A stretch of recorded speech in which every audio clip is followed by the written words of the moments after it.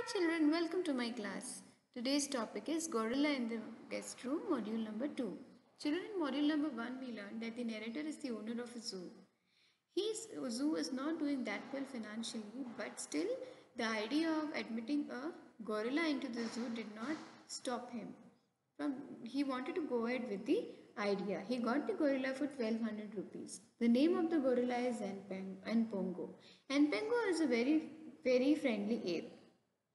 The narrator goes to London airport and there he meets the dealer at the animal room for prevention of cruelty to animals, and that's where he meets Npongo. When the door is open, the narrator happens to see chimpanzee. His heart sinks because he feels that he will have to take a chimpanzee with him instead of a gorilla. But the dealer opens a crate and the Npongo walked into the life of the narrator. So how does he look? He looks 80 inches high and he has got a chocolate colored fur. His hands, his face, all are soft. So children, he is a very friendly gorilla.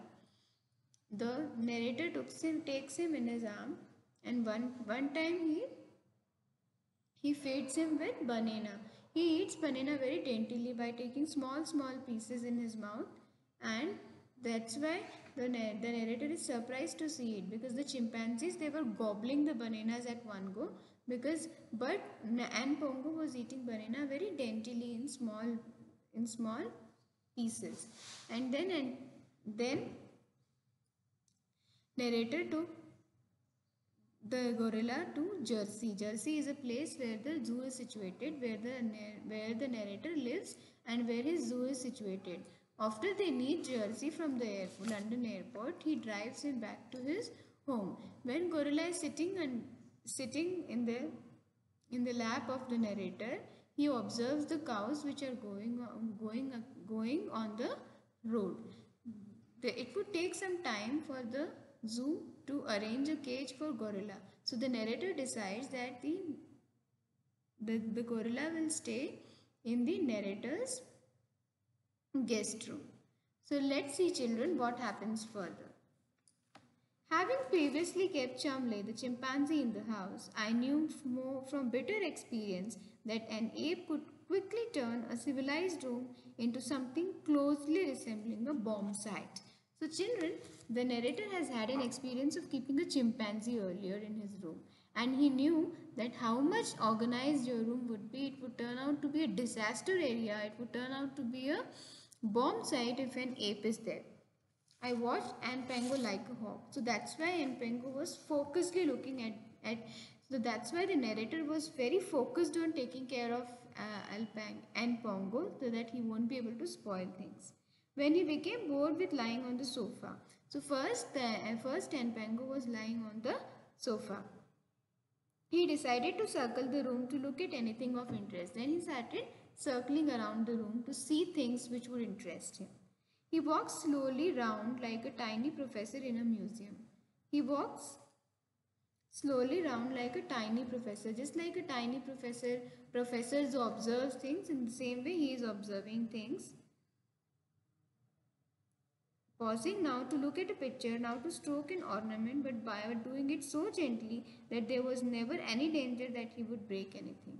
So now this particular gorilla is very much civilized. He is not destroying anything, unlike other apes. Other apes would have created a lot of trouble for the narrator, but this is a very friendly gorilla and he is not spoiling the things at all. After the attitude I was used to with Chimle, I was thrilled with Nquengo's beautiful behavior. Now, narrator had the experience of keeping a chimpanzee known as Chumle in his guest house, and that's why he was thinking that he will have a very bad experience. But Npango's beautiful behavior surprised and thrilled the narrator. You would have thought that he had been brought up in a house. He behaved so well that you would have thought that he had been brought up in a house only. He behaved very well. So well by the time he behaved very well. So by the time we put him to bed, my mother asked me if we could keep him in the house permanently. Now children, his mother became very close to the gorilla. She became very much attached to gorilla. She said that if she could keep the gorilla with her in the room permanently. But remembering Chumle's behavior, I turned a deaf ear to her pleas. So because narrator had a very bad experience looking after Chumle's chimpanzee, he turned a deaf ear. What do you mean by turn a deaf ear? Means he did not pay attention to something that his mother was asking. What was his mother asking? His mother was asking that gorilla could stay with them in the house, in the guest house for forever. But the narrator showed a deaf ear to his mom. And Pongo, of course, did not leave the guest room in the condition that he found it. But this was only to be expected. He was a friendly gorilla, of course, but ultimately he was a gorilla. So there were some mischiefs he did in the guest room, and it was not in the condition in which he found it. Although his manners were excellent, he was only a baby. Now he is only a baby gorilla. So the guest room where he left it bore many traces of his presence. So when he left the guest room and went back to the zoo, there were many traces which left him. On wall, for instance, something that resembled a map of Japan. He made a map of Japan on the wall of the guest house. How did he make it? This was nicely drawn in scarlet.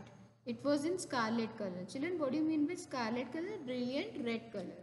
So the map of Japan, the gorilla had dabbled something on the wall. How did he do it? It happened. Let's see how it happened. That I had thought Npengu might like some tinned raspberries. That's because narrator had given him raspberries to eat, and while eating raspberries, he had dabbled on the wall and he had made something, a drawing which looked like a map of Japan. He had liked them, and his enthusiasm at his new food had resulted in the map of Japan. What actually happened was, narrator had given the gorilla to eat some raspberries, and he just dabbled over the wall, and what it turned out to be a map of Japan, and it was red in color. There was also the incident with the door. Now there is another incident. One incident is of the raspberries and the map of Japan. The second incident is with the door. Npengu, after eating his meal, had tried to follow me out of the room. He knew that the handle by some magical means opened and closed the door, but he did not exactly know how to use it. He knew the handle by... So, gorilla had observed narrator opening the door with the help of the handle. So he also tried to open it. So was gorilla able to was Npengu the gorilla able to open the door? We will find it out now. He did not exactly knew how to use it. He did not know how to use it. So he had pulled it downwards with all his strength. So he pulled the handle downwards with all the strength, and as I tried unsuccessfully to bend the handle back into the position again. So he had pulled it in downward direction with all his strength, and now narrator was not able to put the lock in the position in the earlier position again. I reflected that Npengu was only 2 years old. His strength would increase along with his size. So children, now Npengu was only 2 years old, and he was able to break down the handle of the door. So narrator realized that when he grows up, when he becomes 3 or 4 or 5, he would increase on his strength. Because he was friendly and had good manners, a good sense of humor, Npengu quickly became the darling of the zoo. Now Npengu was very friendly, and he had a lot of good sense of humor, and that is why he became the darling of the zoo. What do you mean by darling of the zoo? Everybody in the zoo appreciated Npengu. Okay, one warm afternoon, he was brought onto the lawn in front of the hedge, and there he would show off to his admirers, either lying in the grass with a bored expression on his face or with a wicked look in his eye, working out how he would pose for a photograph to be taken with some earnest visitor. So Npengu used to entertain the people over there. Sometimes he would make a very serious kind of face. He's a very serious, as if he's thinking something very strange. And sometimes he would make a photograph, like he would practice the way he would pose in front of some earnest visitor who wants to click his photo. So he used to make different faces and entertain the people there, and that is why all the people in the zoo admired the gorilla a lot. He would make different kind of poses, and he would then rush forward at the most important moment and grab the unfortunate photographer's leg. So when photographer would click his photograph, at that time only he would grab the unfortunate photographer's leg. This gave him great amusement. However, it generally resulted in an excellent picture of a completely section of lawn. So now whenever sometimes he used to do, the photographer was about to take the photo of gorilla, he would go and grab the leg of the gorilla. So instead of the gorilla, the photograph of the lawn would come. So children, how did you like the story? And Pongo was the first gorilla. Who is the narrator, children? Here the narrator is Mr. Gilad Durrell, who kept in his famous zoo, and he kept the gorilla in the famous zoo. What is the name of the narrator? Gerald Durrell. Gerald Durrell. And Pongo lived there for the next 40 years until his death. So he was alive there for 40 years, and after 40 years he died. So children, how did you like the story? What did you learn from the story? One learning for sure I got was that we should not hurt animals. We should be friendly with animals. And animals, if we show love to them, they will return their loves to us. If you talk about snakes, snakes are considered to be very dangerous kind of animals, right?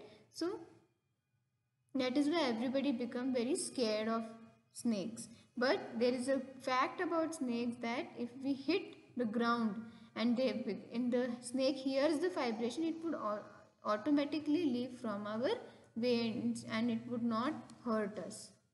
Thank you for listening, children.